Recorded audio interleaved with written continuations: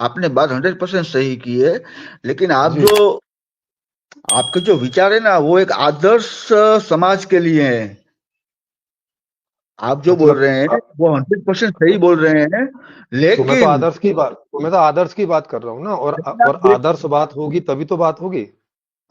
लेकिन अगर आप देखिए कि जब हम्म। जो हमारे पूर्वज कह गए ना कि मुफ्त की आदत पड़ गई है।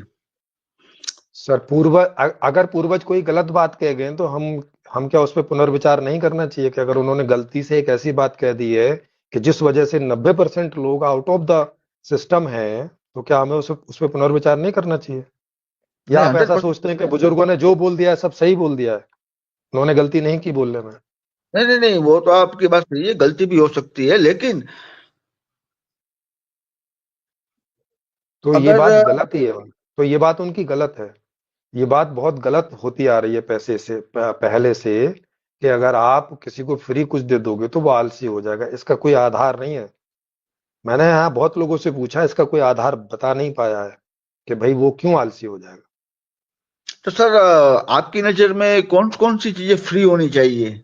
सब कुछ फ्री होना चाहिए, पैसे की जरूरत ही नहीं है। पैसा होने से प्रॉब्लम खड़ी होती है, और यही प्रॉब्लम खड़ी होती है मतलब कि आप पैसा रखोगे तो मांग पे पैसा पैसा लगा दोगे, पैसा आदमी के पास होगा नहीं, वो मांग ही नहीं करेगा, और फिर अर्थशास्त्र शुरू ही नहीं होगा। क्योंकि जब मांग ही नहीं हो रही तो उसका प्रोडक्शन भी नहीं होगा, सप्लाई भी नहीं होगी, समाज गरीब रह जाएगा। मतलब बिना कैशलेस इकोनॉमी की बात कर रहे हैं आप? हम कैशलेस की नहीं, कोई भी प्रकार की मुद्रा की बात कर रहे हैं, वो चाहे डिजिटल हो, चाहे वो बार्टर सिस्टम हो, चाहे वो कोई मुद्रा हो।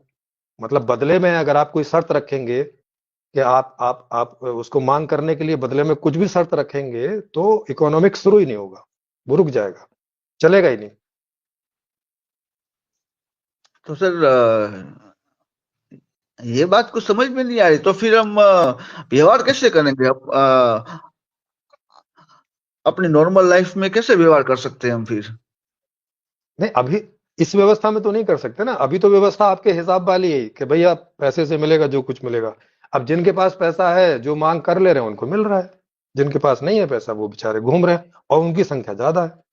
90% लोग हैं इस दुनिया में कि जो चाहते हैं नहीं मांग कर सकते। केवल 10% लोग हैं जो चाहते हैं वो मांग कर लेते हैं, उनकी आपूर्ति हो जाती है। तो मतलब और वो आलसी नहीं होते, है ना। वो 10% लोग जो चाहते हैं मांग लेते हैं, अब वो आलसी भी नहीं होते। नहीं नहीं, तो आप ये कहना चाहते हैं कि उन सभी की संपत्ति भी सभी में बराबर बंटनी चाहिए? नहीं नहीं, संपत्ति का हम क्या करेंगे? संपत्ति तो किसी में नहीं बंटनी चाहिए, संपत्ति का कोई क्या करेगा? हमें तो प्रोडक्ट और सर्विसेज चाहिए होते हैं। तो उनकी संपत्ति पूरी तरह से डिस्ट्रॉय हो जानी चाहिए? नहीं नहीं, डिस्ट्रॉय नहीं हो जानी चाहिए। उन सबकी संपत्ति कोई भी प्रोडक्शन और सर्विस पैदा करने में काम आनी चाहिए। क्योंकि अच्छा। उस सारी संपत्ति से वो करते क्या है? प्रोडक्ट और सर्विस ही तो लेते हैं, और थोड़ी कुछ करते हैं उसका, या कुछ और मतलब करते हैं। मतलब कि जो अभी वो कर रहे हैं उससे भी ज्यादा उनको करना चाहिए? नहीं, उनको क्यों ज्यादा करना चाहिए? जितना उनसे गवर्नमेंट होता है, जितना उनसे होता है उतना वो करेंगे, ज्यादा नहीं क्यों तो करेंगे? नहीं तो गवर्नमेंट चार्ज ले ले उसका। हाँ, व्यवस्था उसका चार्ज ले लेगी। जो जो सारा ह्यूमन रिसोर्स है और जो नेचुरल रिसोर्स है, वो व्यवस्था के पास रहेगा, क्योंकि सब लोग व्यवस्था से मांग करेंगे, और व्यवस्था इसकी प्रोडक्शन की व्यवस्था करेगी और सप्लाई की व्यवस्था करेगी। और लोगों को तो प्रोडक्ट और सर्विस ही चाहिए, और थोड़ी कुछ चाहिए। चाहे संपत्ति उनके पास हो तब भी उन्हें यही चाहिए, और जब नहीं हो तब भी उन्हें यही चाहिए। उन्हें तो प्रोडक्ट और सर्विस से मतलब है। जैसे कोई आदमी बीमार है, उसको तो इलाज से मतलब है। डॉक्टर अपनी जेब में लेके घूमने से थोड़ी कोई मतलब है। कि डॉक्टर और हॉस्पिटल को जेब में लेके घूमे, इससे तो कोई मतलब नहीं ना उनको। हम्म।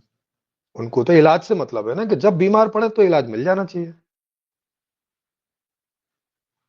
जब भूख तो लगे तो खाना मिल जाना चाहिए जैसा खाना चाहते हैं। जब कहीं जाना हो तो बढ़िया ट्रांसपोर्ट मिल जाना चाहिए। जब कुछ काम करना है तो काम करने का प्लेटफॉर्म मिल जाना चाहिए, कि भाई आपको ये काम आता है या ये काम करने में आपकी रुचि है, तो इसी प्रोडक्शन या सर्विस में आप 4 से 5 घंटे काम कीजिए, अगर आप जवान अवस्था में 25 से 50 साल के बीच हैं तो।